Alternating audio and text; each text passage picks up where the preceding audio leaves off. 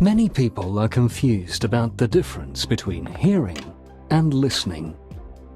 Hearing is one of the traditional five senses and simply involves the ability to hear sounds through the ear. It doesn't matter whether we understand the sounds or not. But listening, on the other hand, is all about making sense of what we've heard. And our brains carry out a whole range of activities in order to do this. Firstly, our brains decide whether the sounds reaching our ears are the sounds of language. We do this by trying to match the sounds we're hearing with words we already know.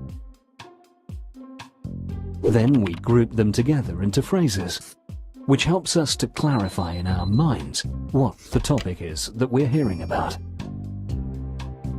Finally, we make connections between what we think we've just heard with our pre-existing knowledge of the topic, based on our knowledge of the world. This way, we develop an understanding of the overall message. So, there's a lot going on in our brains when we listen to something. And although listening is often called a receptive skill, it's certainly not a passive one. A good listening assessment should try to copy the real-life use of the language as closely as possible. For example, there'd be little point in trying to assess someone's ability to extract factual information from an announcement at a train station if the listening task itself didn't resemble train station announcements. Lots of different tasks are used in listening tests. Sometimes, test takers are asked to pick out a word from several that sound alike, or to recognize the correct grammatical tense or words connecting sentences like however or consequently. Often, the meaning of unknown words has to be deduced from context. They might be asked to listen to something and identify the main ideas to get a general understanding of what it's about, which might lead to being asked to summarize the whole topic either in writing or speech. They can also be asked to listen for specific information. Sometimes the task means that they have to make more subtle choices and work out what the speaker's attitude is to the topic by inferring or deducing what the speaker really means when it isn't clearly stated. All these tasks can be done in different ways. For example, test takers might listen to someone reading something aloud live, or they might listen to an audio recording playing through speakers or headphones. Another option is to listen to a simulated live discussion or talk either on video or via a computer.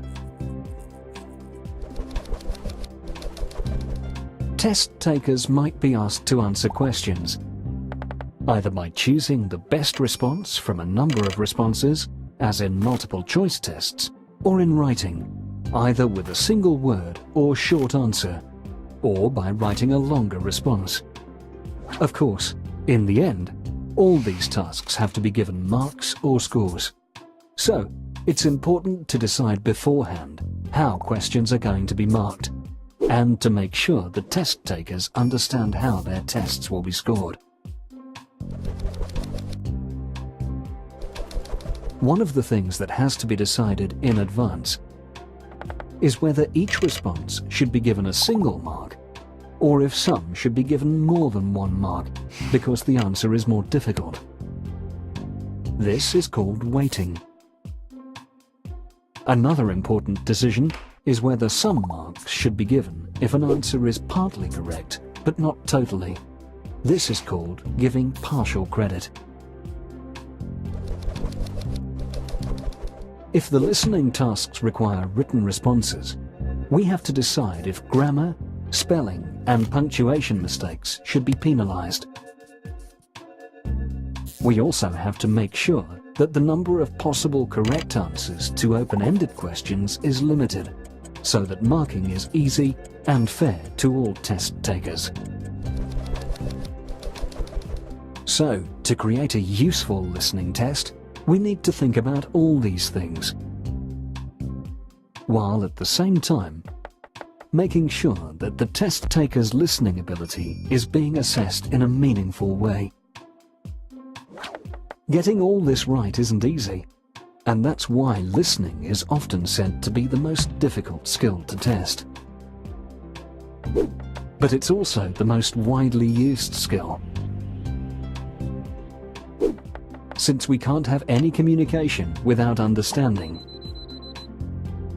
so it's certainly a very important skill to test.